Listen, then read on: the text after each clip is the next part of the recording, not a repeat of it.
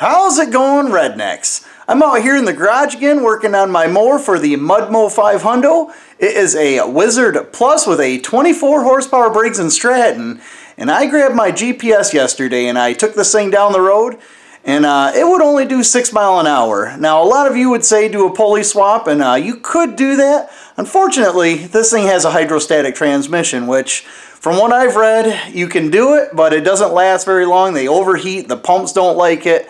So my alternative is this guy right here.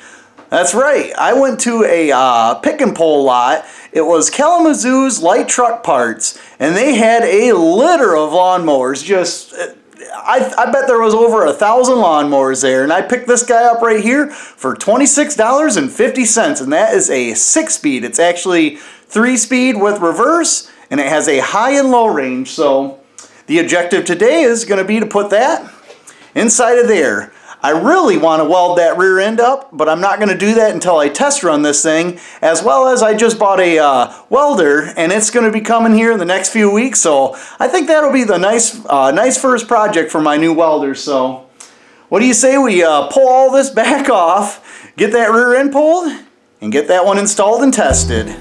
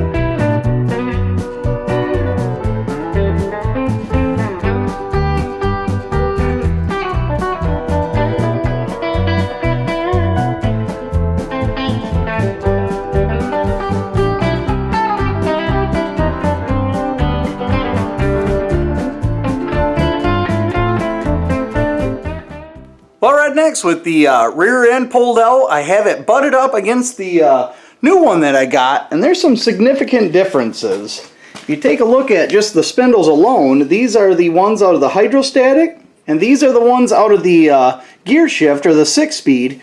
And as you can see, this one is keyed, and that one is splined. As well as, if you actually wanted to widen this one, you could slide this off, flip it around, and you would be a little bit wider. As you can see right now, it's just slightly wider. You'd gain about ½ an inch on each side, which is kind of cool. Another thing I noticed is this one mounts using a little angle iron plate, where this one actually mounts with a spacer right here and some long bolts through where these two were going to go. Other than that, the brake levers are a little bit different. And the drive pulleys, this one actually has a smaller drive pulley that is splined with 2 pulleys, an idler and the drive, where this one has a keyed driven pulley. So unfortunately, I won't be able to take the pulley off of that one and put it on there to make this thing faster, but what do you say we get to putting this one in? I'm crossing my fingers it's the right one, but yeah, let's get that thing inside that frame.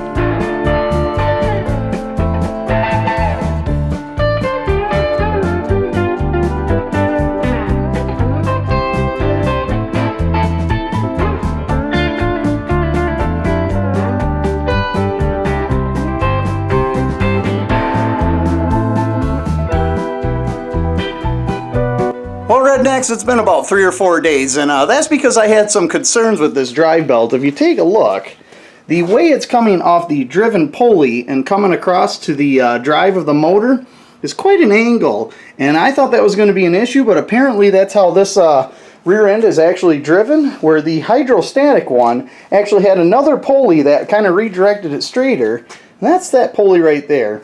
And what I'm going to end up doing is I'm going to mount this shift linkage in. So this is our high-low shifter linkage that comes to the rear of the diff, and then it comes out right here, so that gets pulled up and down for high and low. And then this is your gear selector, so you got 1, 2, 3 reverse, and then you got high and low. So you actually have a 6-speed forward, 2-speed reverse. So what I want to do anyways is I want to get this shifter mounted so I can figure out where I can mount that pulley to use the stock belt that was for the hydrostatic drive, because apparently that is different between hydrostatic and manual. As you can see right there, I have 2 rear tires off of a smaller lawnmower. Now I'll show you what we're going to be doing with those. I got those the day I went and kind of checked this thing over. Some good news. First day in a long time I've had the garage open, so it's actually pretty nice out today. It's about 64 degrees Fahrenheit. Let's get this linkage mounted up for the low and high range, and then let's get that pulley mounted, get tension on this belt so I can take this thing for a test drive, because I want to see how fast it goes. With the hydrostatic it did about 6 miles an hour. I'm going to guess it's going to be about the same, but we'll find out here in a little bit. What do you say we get back to work?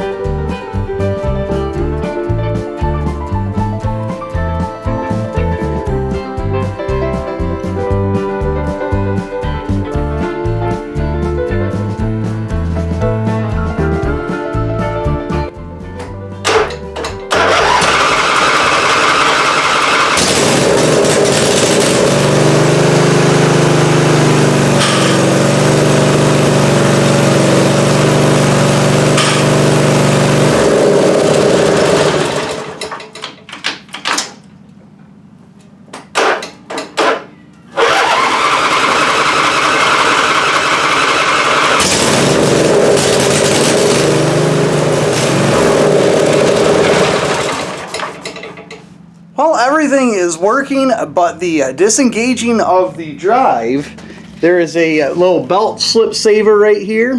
And unfortunately, when I try to push the pedal in to disengage the belt, that's just re-engaging it harder. So unfortunately, I'm going to have to cut that thing off, and then I'll just have to re-weld it on later when I have my ultimate solution, because obviously I'm going to be doing a pulley swap here. I'm going to be pulley swapping up front, so this is not a long-term solution. This was just a test. So what do you say we hack that guy off and give her another try?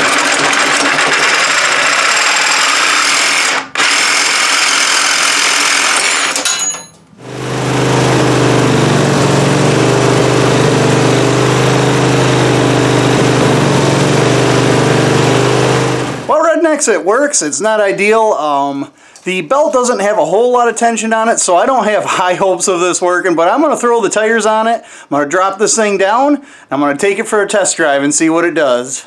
Well, I got to admit, this swap is kind of turning out to be more than just a direct bolt in. I was getting ready to tighten the rear bolts, and I decided I'd hook the brake up, but unfortunately, the brakes for the manual transmission do not have much play, so I wasn't able to push my pedal at all. So what I ended up doing was taking this is the heavy duty spring that used to be right there, and I replaced it with the one from the hydrostatic transmission, and that gave it enough that when that collapses, my pulleys will actually disengage from the drive. So yeah, I don't think that's going to be a long-term solution. I need to figure something out, but for right now it'll work.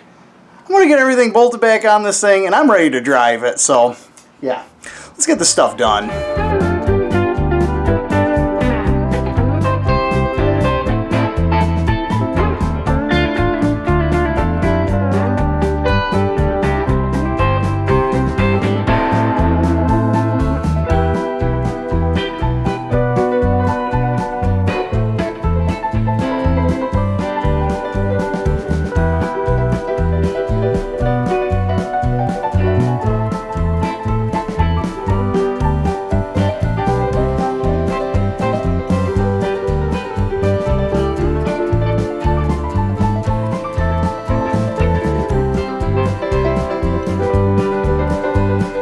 Well, I got the rear end all in good enough to test run it, but unfortunately, as you see, the door is closed. Yeah, it's dark out. It is right now. It is 9:30 at night. So unfortunately, our daylight's gone, as well as the warm weather. It's kind of chilly out right now. But it is all together, and as you've seen, I had to do quite a bit of grinding on this pulley right here to get it to clear the body so I could put the seat and everything on, and it does clear. Now I gotta say, that is gonna be a very temporary fix, just so I could test drive this. But since I can't drive it right now, how about we avert our attention to these tires right here. Now, like I said before, these are from a rear of a smaller Craftsman mower. And the funny thing is, see this center section right here? It may be keyed, but it will actually fit the front axle of this right here. So these are going to be my new front tires. Now, obviously, there's no bushings in these. I'm going to be relying on the steel-on-steel contact, so I'm going to have to grease them pretty good. But I think they're going to last plenty long because I don't plan on driving this a whole lot. Obviously, if you're mowing your lawn every other day, this ain't going to last. But for me, it's going to do just fine. So what do you say we pull these old tires off and get the bigger and new improved ones mounted on?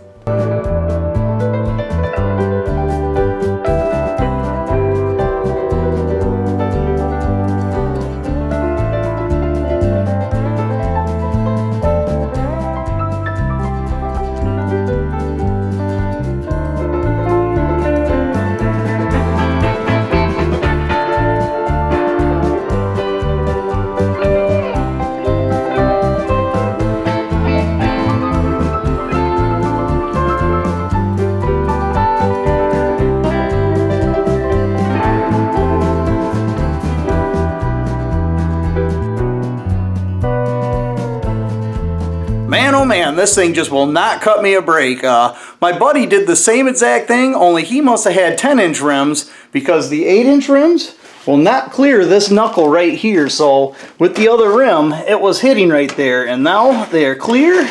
But obviously, as you've seen, I had to take the tire and mount it on the front rim, but here's your difference. That's it mounted on this side. And then this is a stock one over here, so quite a significant difference. I'm going to stop the video right here. I'm going to do the other tire off camera. I just kind of wanted to show you that it can be done with simple hand tools. I'm not going to record the other one, but hopefully tomorrow when you guys see me again, this thing will be ready to test drive. And man, I'm done working on this thing. I want to see what it'll do. I want to make sure that rear end's good, so I will see you guys in a little bit. Well, Rednecks, it's the next day, and I have both the front tires mounted as well as I put the hood on for the fun of it. And if you take a look there in the background, that's right, my welder came. So hopefully after this, we'll be able to rip that rear end back out, weld it up so I will have a locked rear end. But yeah, this is going to be a pretty crude drive because that belt will fall off if I try to stop. But I'm going to take this thing for a test drive and see how fast it goes. I'm not going to be able to take you along. I'll just set you guys up right around here or something, then I'll shoot down the driveway and back up. So I'll get back to you with the speed of this thing.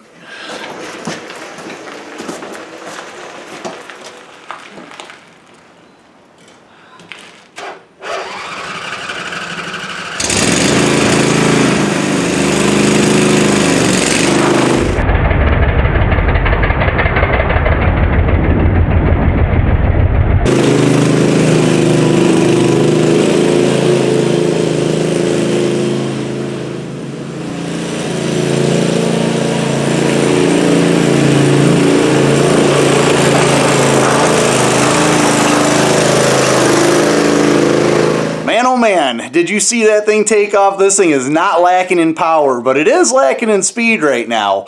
The hydrostatic transmission was getting about 6 miles an hour, where this one, I just checked it, it's getting about 5.5. So unfortunately, we lost 0.5 mile an hour with this rear end, but with that engine having as much torque as it has, I'm not too worried about it because I'm going to be able to put a big old pulley in the front, smaller one in the back, and get my speed up. So that'll have to be in another video. I'm going to end this one right here. So hopefully you guys enjoyed the video.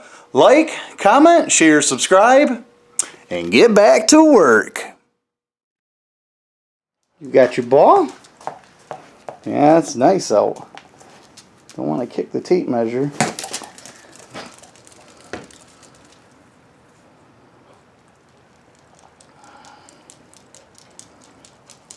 About time, huh, Ratchy? Yeah, I don't need that no more. Bam! Nice.